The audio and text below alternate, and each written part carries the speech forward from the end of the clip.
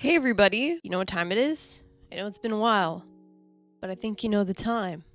I think it's time for another episode of Runes Birds of the Day. I'm haunting you as a Victorian ghost today, talking about birds, and I have two birds as usual. We have the Razorbill and the Tawny frogmouth.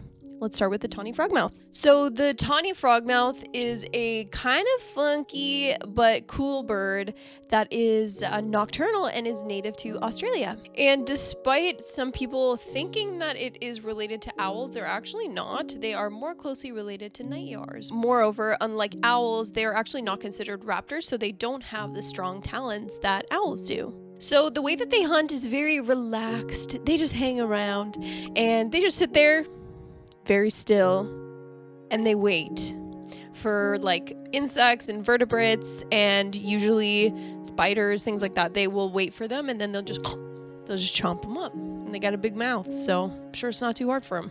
When they get freaked out, they initiate stump pose. So stump pose, basically they just pretend that they're not there. And honestly, if I'm walking in a forest at night, I would not notice these guys. So they do this to avoid predators, essentially. So anything that would gobble them up, basically just mimic a tree stump and disappear. That is the Tawny frogmouth. And now we are moving on to another bird, and they're called the Razorbill.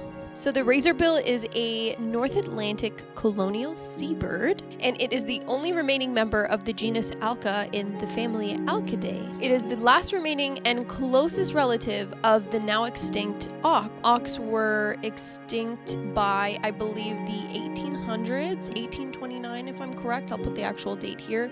They were extinct due to basically humans.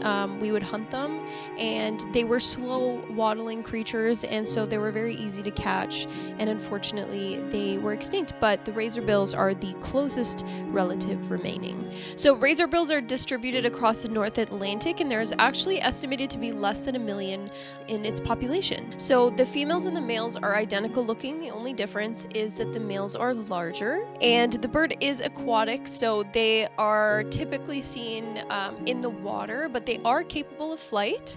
The only time that they will actually come out of the water is usually during the breeding season. Otherwise, it remains basically solely aquatic.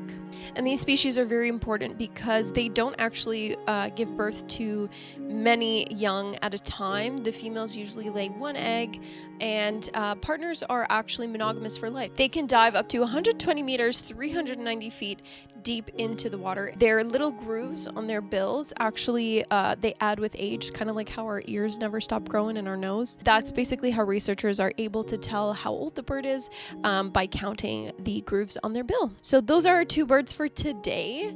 I think my favorite, it's hard to pick favorites because they're both very cool. The razorbills are super vibes, but the Tawny frogmouth just looks so wacky. For the sake of just doing it, I'll choose the razorbill, but I really do love the Tawny frogmouth. So I want to know, what bird is your favorite bird of the episode today? I hope you guys really enjoyed this episode. Let me know if you still love Runes Birds of the Day. All right, I'm going to continue being a Victorian ghost, and I'll see you guys in the next one. Okay, bye.